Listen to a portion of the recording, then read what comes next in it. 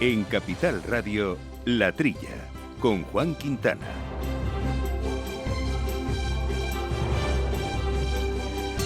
Muy buenos días, gente del campo, y buenos días, amigos del campo y de sus gentes. Bienvenidos, como todas las semanas, a este espacio de agricultura, de alimentación, de ganadería, un programa que hacemos con Jorge Zumeta, mando los controles técnicos y compañero habitual de micrófono, Jaume Segalés. Jaume, buenos días. Muy buenos días a todos.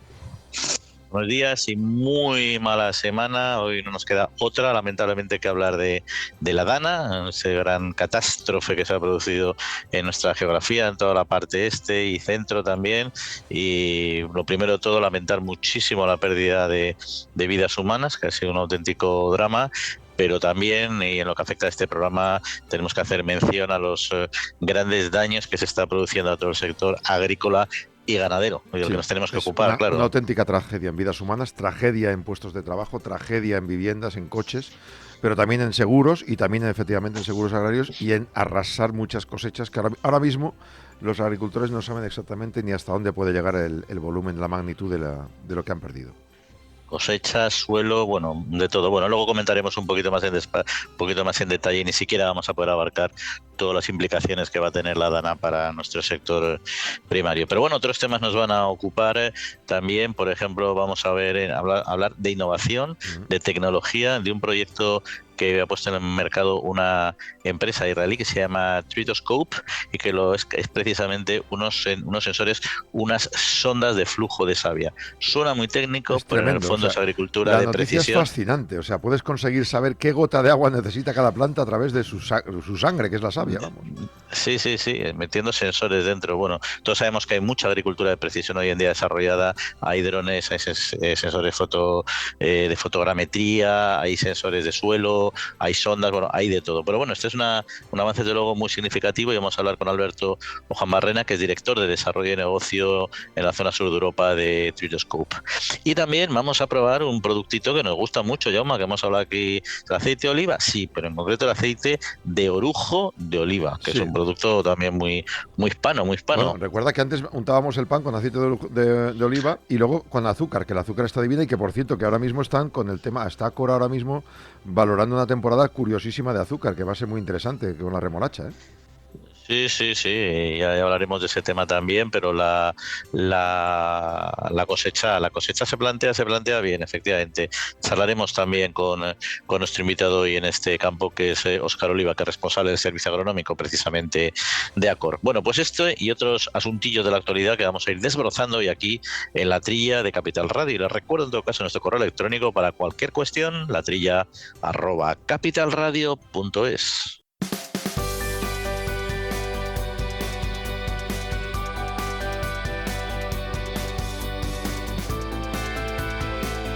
Bueno, pues entramos a comentar la actualidad de la semana y, como decía Jaume, tenemos lamentablemente que arrancar con la Dana y centrarnos en este caso en el impacto en el sector agrícola y ganadero, sin olvidarnos, por supuesto, de la tragedia humana, que es lo más importante y lo más triste de esta catástrofe. En fin, de todo modo, yo creo, Jaume, que es pronto todavía para saber el impacto en los cultivos. Vamos, se sabe que es radical, pero todavía los datos, lógicamente, son incuantificables.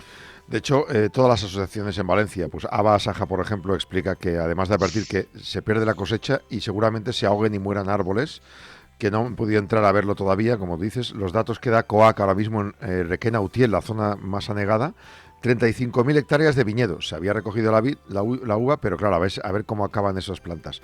5.000 de almendros. Valencia, 100% de la producción de caqui y mandarina. También toda la pérdida en todas las huertas periurbanas de Valencia capital, que son muchas. Asaja Alicante, daños multimillonarios por el agua de 2 metros en las huertas. Hay zonas totalmente inundadas, previsiones complejas. En Alicante dicen que el periodo de lluvias ha sido más severo para ellos, en cuanto al problema del agua embalsada, que el que se produjo entre el 87 y el 82 en las pantanadas de Tous. En el caso de la provincia de Alicante, las lluvias es verdad que alivian la situación que vivían las plantaciones, pero claro, al caer con tanta severidad en algunos casos tampoco ha sido bueno del todo. Y luego COAC ha detallado, por ejemplo, en Málaga, donde ha habido también tormentas con riadas, 3.500 hectáreas de olivar fuera, cítricos y viñedos caídos, Antequera y Axarquía. También infraestructuras de riego, caída de aceituna. En Alcaraz, Albacete, 4.000 hectáreas, según COAC, de superficie dañada de olivo, vid, almendra, pérdidas hasta todo el 100% del olivo en algunas áreas por un granizo que cayó. Comunidad Valenciana, en UPA, los daños no solo están en los cultivos, sino también en las infraestructuras técnicas. Los responsables de cooperativas agroalimentarias han indicado que zonas como la Ribera ha afectado a todos los cítricos y los caquis, y los propios almacenes han tenido muchos problemas por la acumulación de la lluvia. O sea, no se ha salvado ni lo que tenían guardado en almacenes. Es que hay que tener en cuenta el tipo de fruticultura que tienen ahí en este territorio, ¿no? Es que entrara toda la fruta de invierno, todos los cítricos, imagínate el año que les ha hecho el agua y la piedra que cayó previamente. O sea, los granizos han sido brutales. El olivar lo mismo, entramos en campaña de olivar, hombre, no estamos hablando de Jaén, si esto hubiera pasado en las grandes zonas de olivar de Jaén, entonces el mercado se habría roto completamente y el sector también. Pero bueno, no dejan de ser producciones de olivar también muy importantes en su territorio que se han visto seriamente afectadas. Es decir, eso solo en cuanto a la fruticultura, pero es que la huerta ha quedado machacada, es decir, todas las zonas de invernaderos, con la piedra, en este caso, los han destrozado porque ha arrasado, ¿no? O sea, los daños son increíbles y nos olvidamos de una parte muy importante, que ahí no es que sea la esencial, pero también existe, que es la ganadería.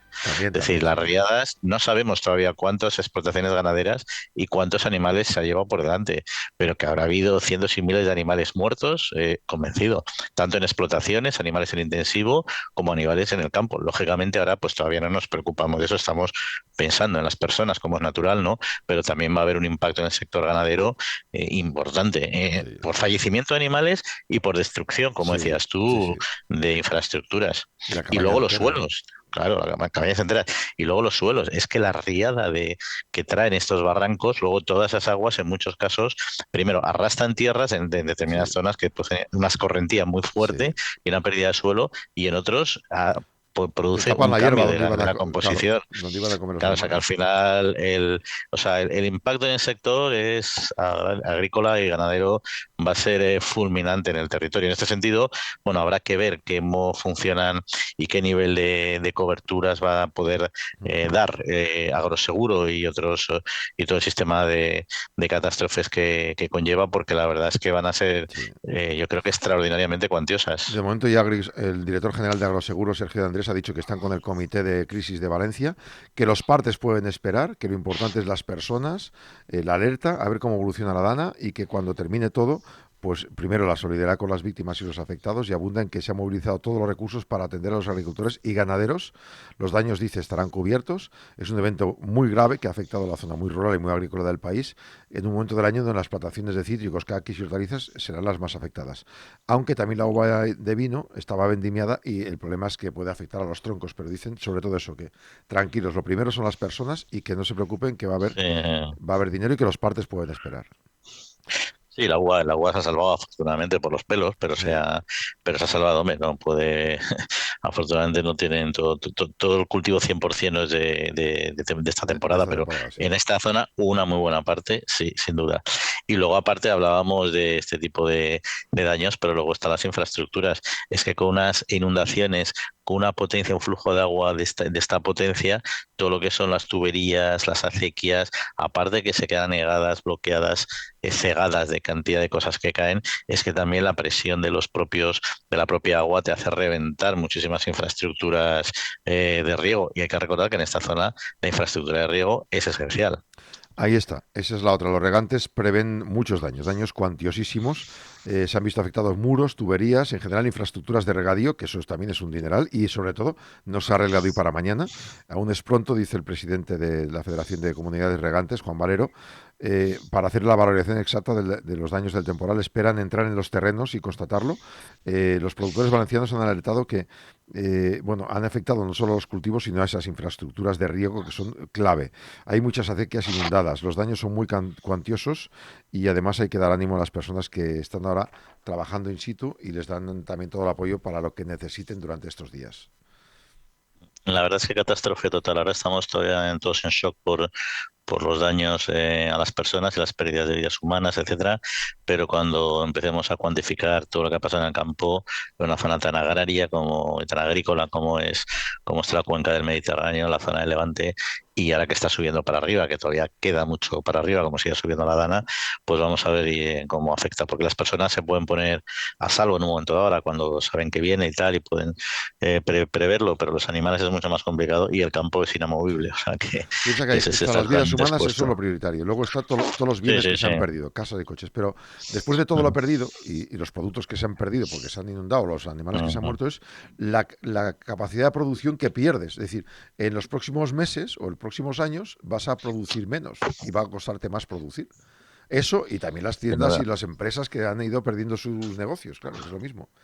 Sí, sin duda los cítricos se van a ver muy afectados. Es verdad que la producción, por ejemplo, de cítricos, de naranjas, etcétera, en Valencia que existe y es histórica, pero también es muy potente en Andalucía, donde en principio no han llegado con la misma fuerza esta dana, pero vamos, ya nos darán los datos, hablo un poco sin saber.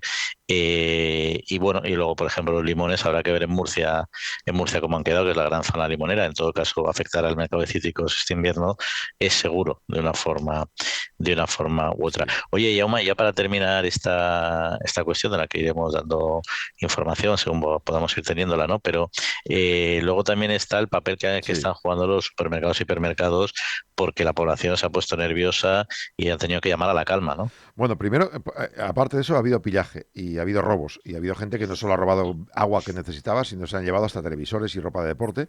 Han detenido a más de 40 personas, pero hay gente chunga siempre en todas partes. Pero bueno, dentro de todo esto, aunque la distribución se ha visto muy afectada, porque ahora mismo las carreteras ahí para llegar cuesta mucho, aeropuerto, en tren también es dificilísimo. Aún así, han dicho las asociaciones de supermercados de la Comunidad Valenciana que hay abastecimiento asegurado, que no hay problema.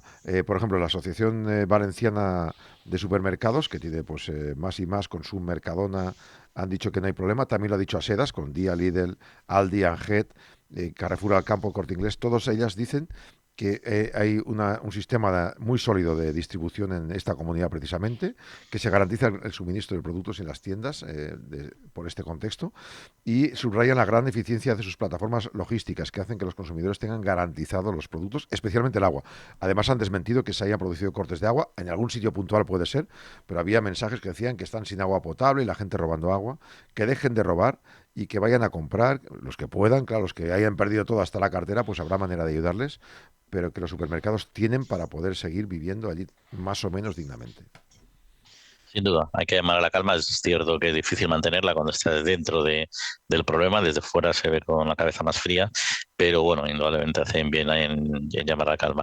Por cierto, ya hablábamos del olivar justo antes de cómo está impactando, cómo ha impactado el olivar en el territorio, pero como decíamos, no es la gran producción a nivel español, que sobre todo está en Andalucía, en particular en Jaén, Sí. pero bueno, ya están anunciando que el aceite de oliva disponible esta campaña no va a cubrir la demanda, bueno, y esta producción que se va a perder también en Sí, este territorio, pues no va a contribuir eso va a precisamente a abundar, mejorar la claro. situación. Va a abundar, claro. Mm. La última dato establecido era 1.700.000 toneladas.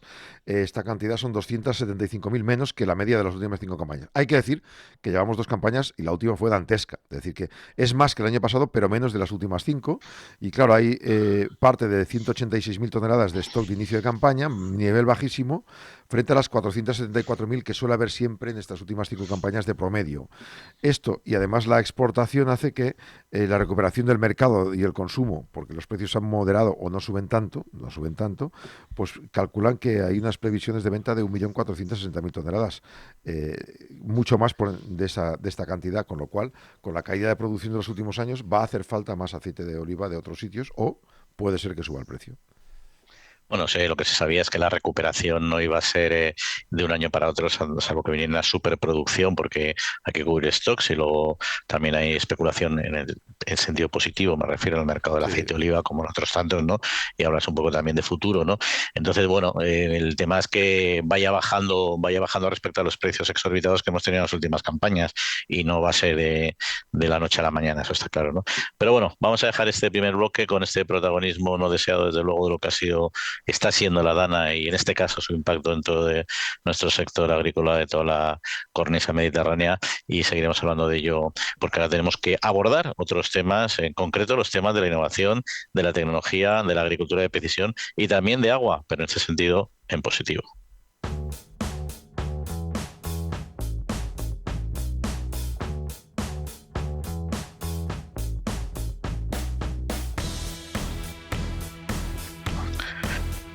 Pues lo dicho, vamos a hablar de agricultura de precisión y lo vamos a hacer con una empresa, con Tritoscope, una empresa que se fundó en Israel hace pocos años realmente, ahora nos dirá nuestro invitado, y que hacen algo tan interesante como analizar la savia que va por el tronco de las plantas, y analizando esta savia en función de ello establece las necesidades realmente del agua de las plantas. No sé si lo he explicado bien, seguro que no. Alberto Jambarrena, director de desarrollo de negocios sur de Europa de Tritoscope. Buenos días.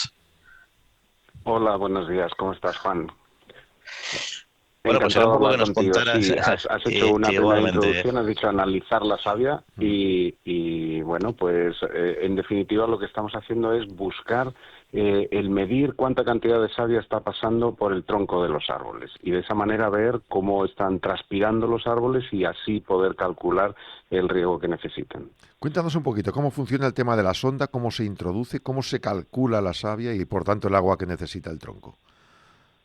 Bien, mira, vamos a ver, esto es muy curioso porque el sistema el uso de sensores de flujo de savia se conoce desde hace bastante tiempo a efectos sobre todo de investigación por parte de organismos científicos, de universidades. Pero lo curioso es que, bueno, eran elementos muy invasivos en las plantas, eran elementos muy poco escalables a nivel de agricultor. Entonces, la empresa Tritoscope, que como habéis dicho muy bien, nació hace un par de años, o bueno, en el año 2020 en Israel, lo que querían era precisamente llevar esto a manos del agricultor. Y fueron capaces de desarrollar un sensor muy pequeño, de apenas 1,5 cm, que se introduce en el tronco de los árboles, unos árboles que se han seleccionado previamente por imágenes de satélite para ver más o menos las zonas que se quieren muestrear en cada sector de riego, y se introduce directamente esta sonda que está en contacto directo con el flujo de savia, por donde está subiendo la savia, por el xilema del tronco, como lo llamamos, y directamente pues está midiendo a lo largo del día como si fuera un caudalímetro dentro del tronco del árbol y vamos a ver cuánta cantidad de savia está pasando, que en definitiva es lo que nos marca lo que está chupando del suelo, por decirlo de una manera un poco vulgar, y enviando a la atmósfera por la transpiración del árbol. Y Albert, ¿cuál es la diferencia, por ejemplo, entre estas sondas de savia y lo que son las sondas de suelo que están midiendo valores relacionados con hídricos también, pero desde el propio suelo? Claro, es buena pregunta, porque en definitiva estamos midiendo cosas distintas. Las sondas del suelo lo que están haciendo es ver la descarga del suelo. Nosotros tenemos un montón de árboles que están consumiendo agua de ese suelo y lo están descargando poco a poco, mientras no reciban riego se va descargando poco a poco ese suelo, pero también ese agua del suelo se va yendo por percolación, se va yendo a capas más profundas o simplemente por escorrentía, como desafortunadamente estamos viendo estos días con la escorrentía tan tremenda que hay en algunas zonas por estas lluvias tan grandes. Cuando medimos el flujo de savia, lo que estamos midiendo es directamente ya sobre los árboles solamente la cantidad de agua que está chupando por las raíces el tronco o sea, los árboles en definitiva, y están emitiendo a la atmósfera. Entonces, de esta manera podemos relacionar no solamente el agua, cómo se ha descargado el suelo, sino realmente la cantidad de agua que está pasando por el tronco de los árboles, el agua efectiva para el crecimiento del árbol, y lo más importante de todo es que podemos ver que en algunos casos, por ejemplo, como ocurre en muchos casos del verano muy potente que tenemos y muy caluroso del Valle del Guadalquivir, pues hay plantas que cierran completamente los estomas y por mucho que estemos regando el suelo, esas plantas no lo están tomando, con lo cual ahí podríamos tener un tremendo ahorro de agua puesto que no estaría haciendo falta en determinados momentos. Y esta tecnología, necesitas testar muchos árboles de una explotación para tener una información adecuada. O sea, ¿hasta qué punto el análisis en un árbol es extrapolable a una parcela, por ejemplo? Claro, esa es también buena pregunta, porque muchas veces cuando haces la propuesta de situar estos sensores, lo primero que se piensa es que necesitas poner muchísimos árboles o incluso todos. Pues no. Al final, lo que hemos visto después de bastantes años de experimentación es que lo que hacemos, no hablamos de parcelas, hablamos de sectores de riego. Cada sector de riego se maneja con una válvula y se riega todo ese sector de una sola vez, y los árboles reciben la misma cantidad de agua. Esto es, entonces, lo que necesitamos hacer es optimizar esa cantidad de agua. Si nosotros somos capaces de ver esa parcela con una imagen y con un análisis, con una imagen de satélite y con un análisis, un tipo de análisis que se llama NDVI, que lo que va a ver es la variabilidad que hay de árboles dentro de esa parcela, porque haya distintas variedades, porque haya distintos tipos de suelo, etcétera. Dentro de ese sector, quiero decir, lo que estaríamos viendo es cuáles son los mejores árboles. Si nosotros muestreamos hasta, por ejemplo, un número de 3 árboles dentro de ese sector, buscando hacer un muestreo sobre el 80% de los mejores árboles, lo que vamos a saber es que vamos a estar haciendo una media del 80% de los mejores árboles, que son los que realmente tienen un impacto económico importante sobre la economía del agricultor para ese sector de riego. Vale, entonces cogéis esos árboles y a partir de ahí hacéis un cálculo respecto al resto de los que van a necesitarse en esos casos. ¿Esto vale para todo tipo de plantas? Y sobre todo, ¿cuánta agua puedes ahorrar respecto a tal como se regaba antes? O para todo tipo de árboles, digo. Pues sí, me haces 2 preguntas. Por una parte, exacto, lo que estamos viendo es que extrapolamos ese valor para el número de árboles que tenemos. Lógicamente, los agricultores conocen la distancia entre líneas, la distancia entre plantas. Tenemos un número, una densidad de plantas, con lo cual esos datos pueden extrapolarse precisamente a todas las plantas que están en ese sector de riego. También me has preguntado si sirve para cualquier tipo de planta. Sí. Lo que estamos haciendo es, poco a poco, vamos calibrando, porque cada tronco es diferente, cada tipo de planta, cada variedad es distinta, y entonces vamos calibrando todo lo que serían todas las especies vegetales, que hemos empezado por los frutales, y ahí están metidos pues desde almendros, pistachos, viña, olivar, frutales de hueso, aguacate, por ejemplo, todos los cítricos, manzano. Estamos en esos. Kiwi, por ejemplo, se acaba últimamente de incluir dentro de la lista, pero siguen faltando algunos otros, como por ejemplo podría ser el mango o la uva de mesa, que poco a poco se van calibrando, y cuando ya tenemos el dato concreto y lo tenemos perfectamente medido, pues directamente ya se ponen en el mercado de manera comercial. No sé si te he contestado a todas las cosas que me has preguntado. Bueno, la última era más o menos qué cantidad de agua, claro, depende, imagino, de cada árbol, ¿no? ¿Qué porcentaje de agua se puede ahorrar? Vale, estamos viendo 2 efectos fundamentales. Por una parte, la cantidad de agua que podemos llegar a ahorrar, que sería una cantidad que en muchos casos es, en principio, teórica, porque el agricultor, nos hemos encontrado con muchos agricultores que están regando un poco a ojo. Entonces, lo que están viendo es que después de probar un año los sensores y hacer un seguimiento con ellos, pues nos están relatando que efectivamente están ahorrando agua, o sobre todo no es que la estén tanto ahorrando como consiguiendo aplicarla en el momento más necesario. Se han hecho pruebas frente a los cálculos teóricos que siempre se conocían. Todos los agrónomos siempre han estado utilizando un cálculo que se llama la ETC, la evapotranspiración calculada, y frente a esos, en algunos casos, se ha llegado a poder ahorrar hasta un 20 o un 25% de la cantidad de agua. Pero decir esto de una manera taxativa, con estos sensores se va a ahorrar un 20% de agua, es una temeridad. Lo que tenemos que hacer siempre es decir, con estos sensores lo que vamos a hacer es darle al árbol el agua en el momento oportuno y en la cantidad justa. que necesitamos, no más ni no menos. Esta sería la idea. Pero eso es un matiz muy importante, porque al agricultor se puede gastar la misma cantidad de agua, pero si se lo da en un momento en que el árbol no lo aprovecha adecuadamente, es dinero tirado. O sea que al final sí que hay un ahorro de facto, aunque al final el coste pueda ser el mismo, porque si no se le hace en el momento adecuado, la producción que va a sacar el árbol va a ser menor en volumen o menor en calidad, de alguna manera evidentemente se va a ver afectado y eso es pérdida, ¿no? Es decir, que comparto lo que dices, pero yo sí sería más lanzado diciendo se produces en 20, un 25, un 10, ya no me atrevo a meterme, pero aunque consumas el mismo agua, según lo que tú nos has contado, desde luego la agricultura ahorra en cuanto a productividad. Sí, Pero bueno, hay muchos agricultores que lo que nos han estado diciendo es precisamente, mira, estoy viendo que el efecto que produce el regar de esta nueva manera con este sistema por ejemplo, estoy viendo un mayor rendimiento, por ejemplo, en la almendra. La almendra la notan que tiene muchísima más cantidad de pepita frente a la cantidad de cosecha que se ha conseguido.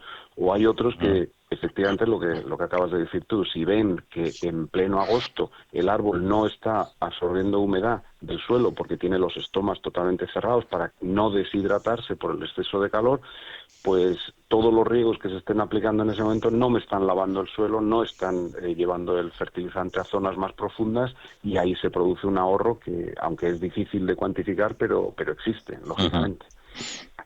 Y ya para terminar, la accesibilidad para la agricultura a esta tecnología es compleja, es costosa. No, la verdad es que lo que buscaron tanto el fisiólogo vegetal, que fue el que tuvo la idea de hacerlo en Israel hace 4 años, como el ingeniero industrial, que son los dos fundadores de la empresa, la idea era hacerlo muy escalable a los agricultores, era intentar hacerlo que fuera muy, muy sencillo, casi como diríamos plug and play, ¿no? El agricultor lo que recibe es una cajita con unas instrucciones muy claras, incluso viene dentro de la caja lo que sería el taladro para hacer el agujerito en el árbol y colocarlo. Es muy sencillo, aunque le llevemos de la mano en un principio para situarlos, los sensores. Y lo que se está haciendo ahora mismo es, situarlo en bastantes bloques de cultivo, bastantes sectores. Incluso durante este primer año estamos haciendo de comercialización, estamos haciendo una campaña especial en la que los agricultores pueden situar hasta 10 sectores de cultivo para monitorizar toda la finca, pagando 3 de ellos nada más, y luego ya tomar decisión en qué hacer en el segundo año. Y bueno, pues por decírtelo a las claras, la tecnología pues está costando aproximadamente lo que podría ser por cada sector de riego, pues aproximadamente unos 1.000 euros por año. Esta cantidad, un sector de riego pues puede tener desde 2 hectáreas hasta 20 hectáreas, o sea, ya cada uno tiene que calcular más o menos lo que le saldría. Bueno, pues francamente interesante esta tecnología que disponible ya en el mercado de TreatScope, estos sensores de savia, de flujo de savia, con Alberto Jambarrena, director de desarrollo de negocio de Europa, precisamente de TreatScope. Por cierto, Alberto, si alguno de nuestros oyentes quisiera obtener más información sobre esta tecnología, ¿dónde podría consultarla? Bueno, pues hay una página web, TreatScope, escrito TRE de árbol y scope como los estetoscopios, que viene más o menos de ahí la palabra, los estetoscopios de los árboles, treetoscope.com, ahí nos pueden encontrar, y si no, bueno, pues directamente en el correo electrónico Spain de España @treetoscope.com. Ahí podrían encontrarnos. Pues ahí está la página web, www.treetoscope.com. Alberto Jambarrena, pues muchas gracias por acompañarnos y un abrazo. Muchísimas gracias a vosotros, un saludo muy fuerte.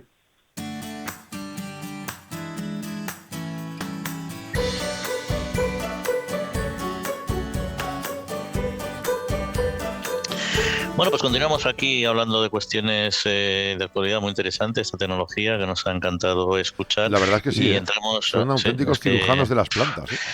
Sí, sí, sí, es que la agricultura de precisión avanza a velocidad de vértigo y ahora veremos cuando entre la inteligencia artificial cómo vamos a correr en el campo también.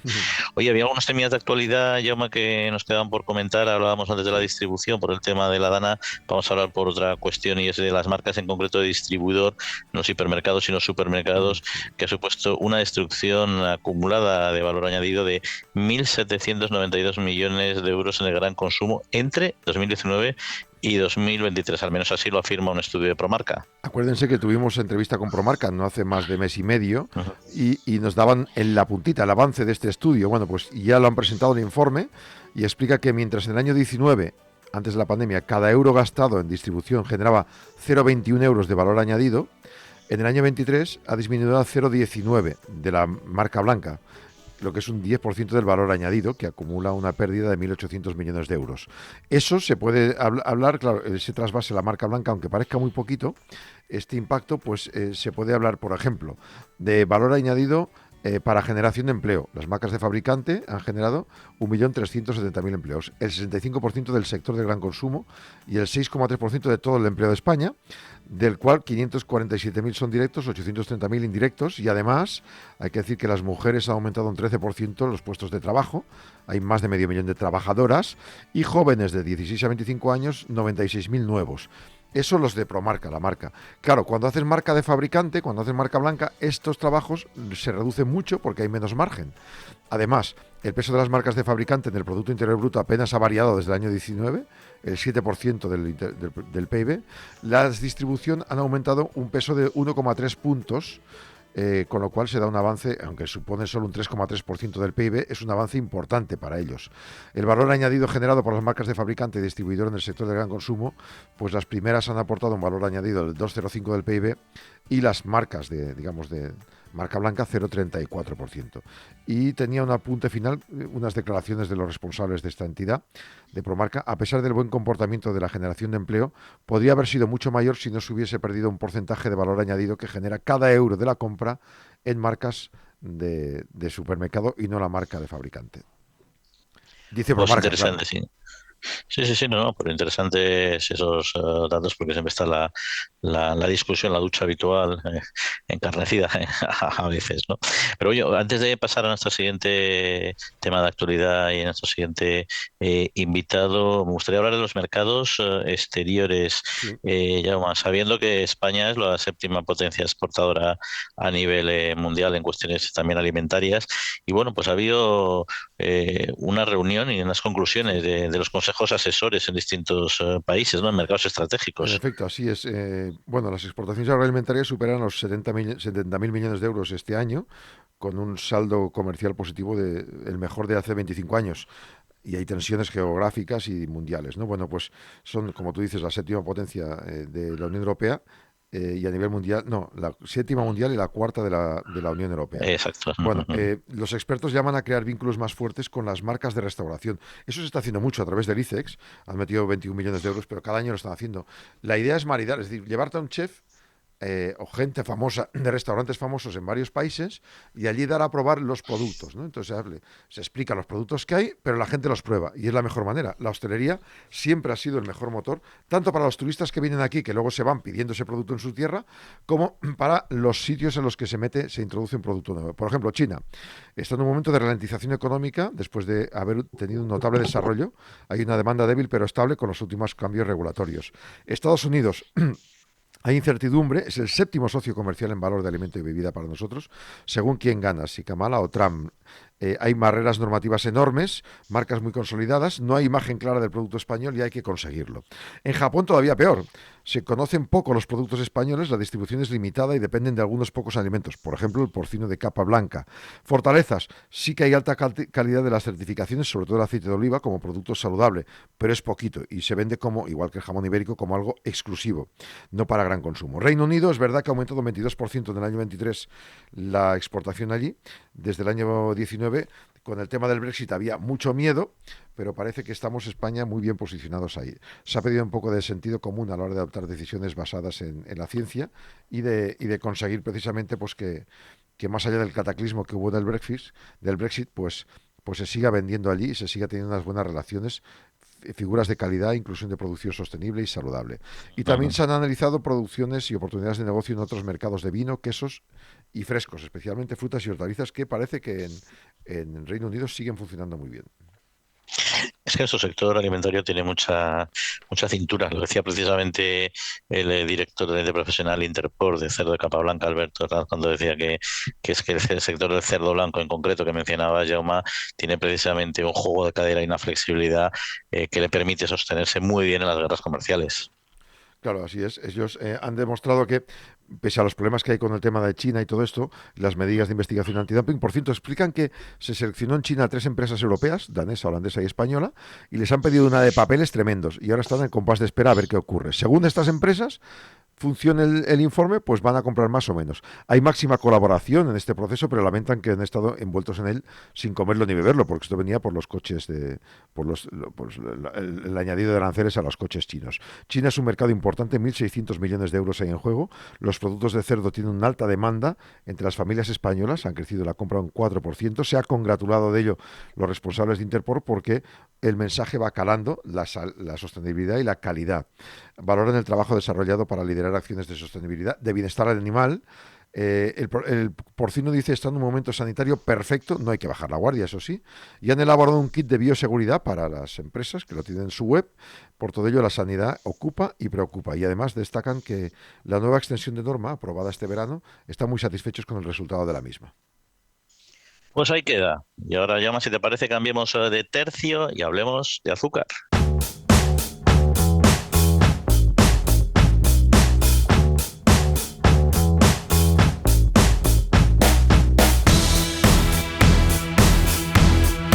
La Trilla, con Juan Quintana, Capital Radio. Bueno, pues como comentábamos al principio del programa, vamos a hablar hoy del sector del azúcar, de la remolacha, porque la fábrica azucarera de Acor en Olmedo ha comenzado a molturar las primeras remolachas del 1.300.000 toneladas previstas actualmente, bueno, un 20% más que la pasada campaña. Y de ello vamos a hablar con Óscar Olivar, que es responsable del servicio agronómico de la cooperativa Acor. Óscar, muy buenos días. Muy buenos días. Bueno, ¿cuáles son las expectativas para la campaña en Castilla y León, especialmente en producción y en precio? Bueno, pues estamos iniciando una campaña, diríamos que histórica, por la cantidad de superficie contratada. Es una de las campañas en las que la cooperativa ha contratado más superficie de remolacha. Esto es una muy buena noticia para el cultivo y para la cooperativa, ¿no? Y las perspectivas, pues bueno, son buenas. A nivel de rendimientos por hectárea esperamos superar las producciones de la campaña anterior, que además no fueron especialmente buenas, pero de momento, bueno, hemos recibido menos de 100.000 toneladas y es pronto para sacar conclusiones, pero sí que somos optimistas viendo un poco los parámetros de polarización y de peso de las primeras entregas, ¿no? ¿Y aquí se debe esta buena campaña, estas buenas previsiones, esta estimación del 20% de crecimiento, por ejemplo? Bueno, el cultivo de la remolacha es un cultivo que en nuestra zona es un cultivo histórico, que el agricultor de regadío conoce perfectamente, pero en los últimos años es un cultivo que se caracteriza ya no solo por la estabilidad, sino también por la alta rentabilidad que tiene, ¿no? Ahora mismo hay pocos cultivos que puedan estar a la altura de la remolacha a nivel de rentabilidad y los agricultores, bueno, son conscientes de ello. Creo que que sin lugar a dudas es el cultivo estrella de la rotación de regadío de por lo menos de Castilla y León. Y si pensamos en la producción no solo de España, sino también de otros países europeos de Centro Europa, ¿cuáles son las previsiones? ¿Son también al alza como en España? Bueno, la cooperativa, como nosotros tenemos relación con otra cooperativa francesa, con Tereos, y bueno, cuando intercambiamos algunas opiniones, pues ellos han empezado la campaña antes que nosotros y todavía estamos en una situación parecida, ¿no? No nos atrevemos a dar datos porque queremos ser muy prudentes, porque de momento es muy pronto, pero en general nosotros aquí pensamos que va a ser una campaña con unos rendimientos por hectárea superiores. En Europa yo creo que también a nivel de polarización, sobre todo por la sanidad foliar y especialmente por el tema de la amarillez biótica, porque esta es la segunda campaña sin neonicotinoides y yo creo que la dinámica de control ha sido mejor, por lo menos aquí en España, aunque podría decir que en algunas regiones de Europa también, y eso pues influye directamente en el tema de la polarización y en el peso. Ujú. Y mencionabas el tema de los altos rendimientos. Sabemos que España es un país de una alta productividad, precisamente comparado con otros países. ¿Qué papel juega la innovación en las técnicas de cultivo de remolacha para seguir mejorando estos rendimientos? Bueno, al final el tema de ingeniería genética y las semillas, por ejemplo, tienen un papel fundamental, ¿no? Vemos que hay algunas enfermedades que con las materias activas que tenemos hoy en día, pues nos cuesta mucho controlarlas. Sobre todo según cómo venga el año, el factor agroclimático es muy importante y por eso nosotros siempre intentamos transmitir a las casas de semillas lo que estamos viendo, y también a las casas de fitosanitarios, porque la investigación en este cultivo es fundamental. Es un cultivo muy tecnificado. Dentro de nuestro departamento hay unos técnicos especializados en hacer ensayos de variedades, para poner a servicio de nuestros socios las mejores herramientas, los mejores recursos, a facilitar su toma de decisiones y también a nivel de, con el abonado y con los fitosanitarios, tanto fungicidas como insecticidas como herbicidas, para intentar alcanzar pues cada año mejores producciones, ¿no? El manejo del agricultor en este cultivo es fundamental en todos, pero yo diría que en este cultivo el manejo de los agricultores de la zona norte pues hace que estén ocupando el lugar que ocupan, que son los líderes en cuanto a producción de azúcar por hectárea a nivel europeo. Y ahí es una mezcla de distintos factores, por un lado la tecnificación, pero por otro lado, como digo, el día a día y el trabajo del agricultor, que eso, por mucha innovación que haya, no se puede sustituir. ¿Y cómo están afectando las políticas agrícolas europeas basadas en la sostenibilidad y sobre todo en este aspecto tan medioambiental, en la competitividad del cultivo de la remolacha en el presente y en futuro también? Bueno, yo creo que el concepto de sostenibilidad, igual que conceptos de eficiencia, reducción de insumos de agua, como estamos viendo con el nuevo PDR, son conceptos que todos los sectores, tanto el industrial como el sector agrícola, se tienen que adaptar, ¿no? Se tienen que adaptar. Venimos trabajando de una manera y estamos ahora mismo en un proceso de adaptación a lo que nos solicita tanto la PAC con la arquitectura verde a través de los ecoesquemas y los ecoregímenes, como a nivel de la industria y los clientes tanto de azúcar o como de aceite, ¿no? Entonces, bueno, yo creo que el agricultor, si se caracteriza por algo, es por su capacidad de adaptación y en este caso, bueno, pues la remolacha es un cultivo de regadío que lógicamente necesita una dotación de agua para poderse producir y a diferencia de otros países europeos donde no se necesita regar porque la pluviometría anual es muy superior a la española, pues aquí en España pues nosotros necesitamos regar si queremos producir remolacha y entonces pues, podemos adaptarnos hasta un punto. Y ya para concluir, Óscar, el mercado del azúcar a nivel global hay un ataque generalizado a lo que es el consumo del azúcar en los países desarrollados y una corriente de consumo que también tiende a reducirlo. ¿Esto de alguna manera os está afectando en el cultivo o las decisiones de los agricultores de continuar con la remolacha en el corto y en el medio plazo? Disculpe, ¿me puedo repetir? Es que no le he escuchado la primera parte de la pregunta. Sí, no, disculpe, que el mercado del azúcar está siendo atacado, lo que es el consumo del azúcar en general desde muchos frentes, y tendiendo a una reducción de consumo del azúcar, una corriente que están asumiendo muchos consumidores, ¿no? Que si esto de alguna manera está influyendo en la toma de decisión de los agricultores a la hora de continuar con la remolacha. No es un tema que afecte para nada. Bueno, hay lógicamente hay ataques al azúcar, desde algunos puntos hay una demonización de algunos alimentos, no solo al azúcar, sino que también afecta a otros alimentos, desgraciadamente.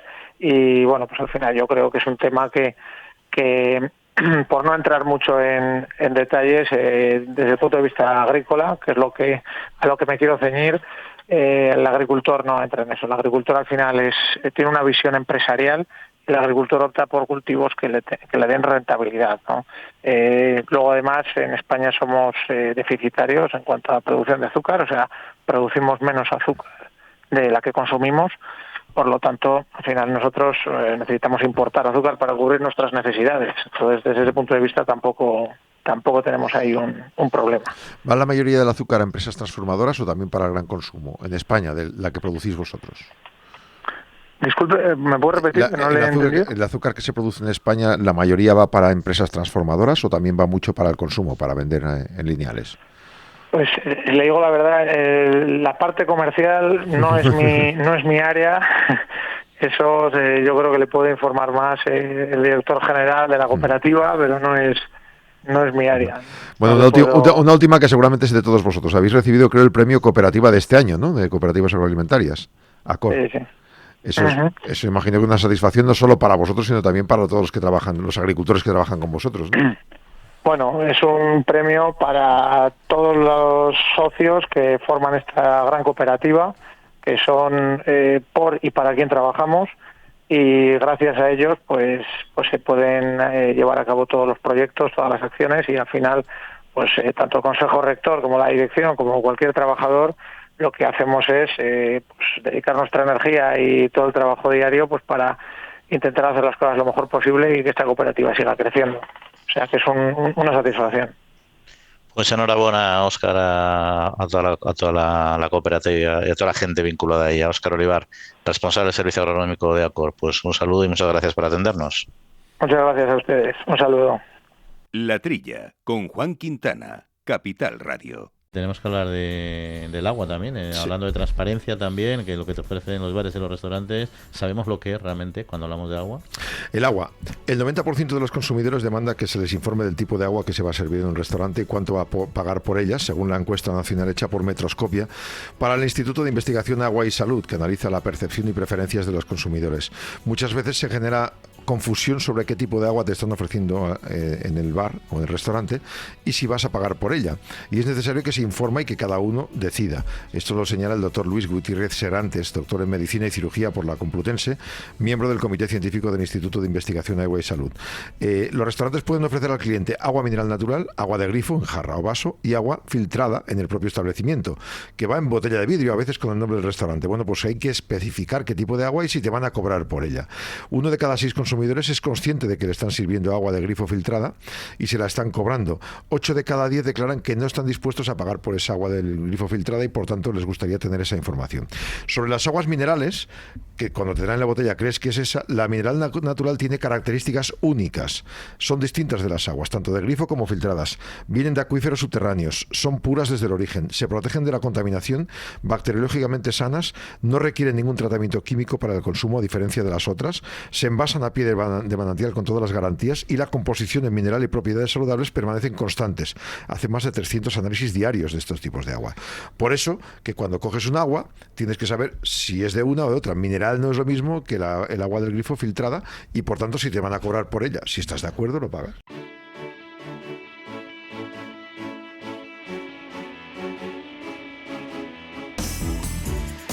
Pues entramos en nuestro espacio La España medio llena con nuestro querido amigo Pablo Maderuelo, que hoy se va a acercar hasta Liébana, en Cantabria, la ciudad o el pueblo del amor, ¿no, Jaume? Porque hay una historia bonita que nos van a contar. Por amor se hacen muchas cosas, incluso ayudar a la gente mayor. Pues vamos a escucharlo, nos lo cuenta Pablo. Pablo, muy buenos días. Saludos, ¿qué tal? Muy buenos días.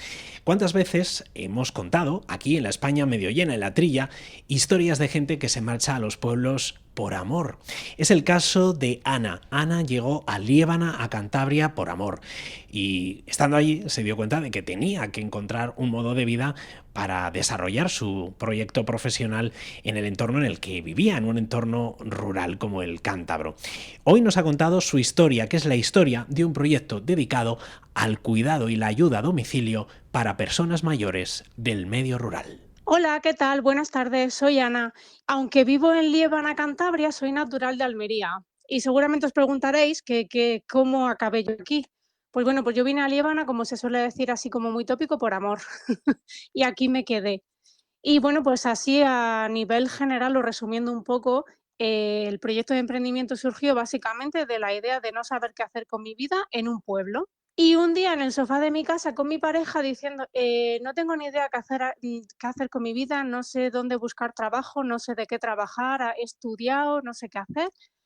Me gusta la gente mayor y me gusta ayudar. Y básicamente entre él y yo dijimos, ¿y por qué no me dedico a ello? ¿Por qué no me dedico a la gente mayor? No sabía de qué forma y básicamente pues un poco salió como se suele decir, como de coña. ¿Cómo se hace? ¿Cómo se empieza? ¿No? De si no tengo ni idea, yo nunca he tenido un negocio, yo siempre he trabajado para alguien, como se suele decir. Y bueno, pues lo que me vuelvo a reiterar, mi pareja, que es autóctono de aquí, de donde vivo en Liébana, me dio la idea de, jo, pues aquí hay personas que se dedican a cuidar a la gente mayor en los domicilios. Digo, pues voy a ver cómo lo hacen. Y lo hacían a través de una empresa que contrataban los ayuntamientos de cada valle de aquí de Liébana. Entonces, bueno, pues yo vi justamente una oferta de empleo y postulé a la oferta de empleo para poder trabajar y ver cómo se trabajaba, qué forma había, ¿no? Y también de esa forma, como yo no era de aquí, pues darme a conocer. Yo siempre lo digo, yo lo primero que hice fue hacer mi propio marketing personal. Y de ahí, pues poco a poco aprendiendo, viendo la forma en la que se trabajaba, cómo se gestionaba y tal, pues de ahí pues, hice la empresa.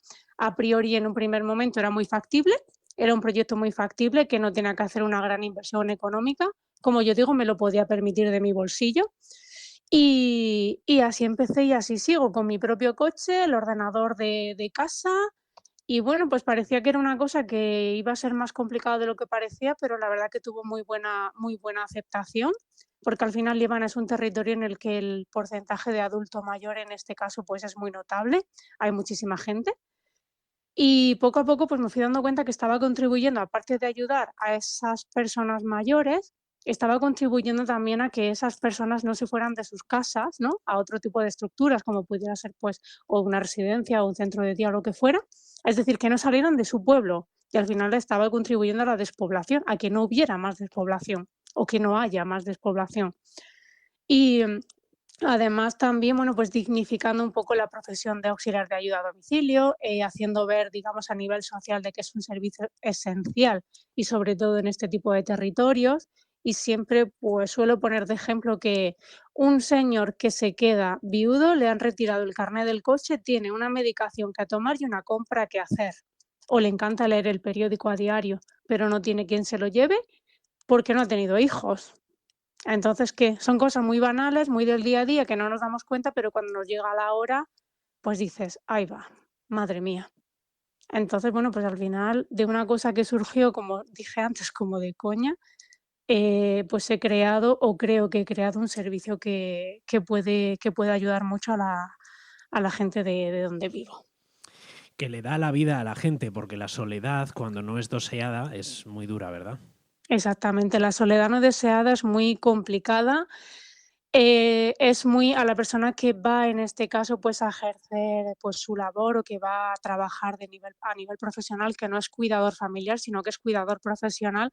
La verdad que a veces, pues, te genera una impotencia porque, claro, vas a trabajar, pero realmente estás solo todo el día. Y frases como: "¿Ya te vas, hija?", o bueno, "¿Ya no vienes hasta el lunes?", o "¿Ya no vienes hasta no sé", al final dices: "Es que se queda sola o se queda solo". Qué pena, ¿no? Y ahora, sobre todo, cuando, pues, el invierno es muy duro, porque los días son más cortos y los ves y dices: "Ojalá pudiera hacer más", pero no te puedes partir en más trozos, ¿no? Como yo digo. Y la verdad que sí que es duro, porque además aquí el hándicap que tienen es que un modelo familiar, básico, vamos a llamarlo así, es un matrimonio que tuvo hijos, pero los hijos buscan las oportunidades profesionales fuera de Líbana, viven o en Santander o ya incluso hasta fuera de Cantabria, y no tienen la posibilidad de ver a sus padres a diario o de poder estar con ellos todo lo que les gustaría. Entonces, al final, imagina, pues muere, pues, el padre o la madre y enviuda uno de ellos y se quedan solos. ¿Qué tipo de ayuda das a la gente? Pues mira, es ayuda a la persona, es ayuda y apoyo en las actividades básicas de la vida diaria. Eso no implica hacerle las cosas, sino intentar involucrarlos en las tareas de casa. Por ejemplo, bueno, también depende un poco del grado de dependencia o de, digamos, pues la limitación a ciertos niveles que pueda tener el usuario, ¿no? Pero se trata de eso, se trata de no invadir, sino de involucrar, de crear una simbiosis entre el cuidador y la persona que en este caso solicita o precisa los servicios. Pues, por ejemplo, si a una señora siempre ha sido la que ha llevado su casa para adelante, yo no voy a llegar y la voy a sentar en un sillón y le voy a decir, no, siéntate que ya estoy yo, que tú, pues es que ya no lo haces como antes, no. Vamos a hacer la cama, venga, ayúdame. ¿Por dónde pongo esto? Esta estantería, ¿cómo la ordenamos? Vamos a hacer esto mejor así. Se trata de involucrar, no de invadir.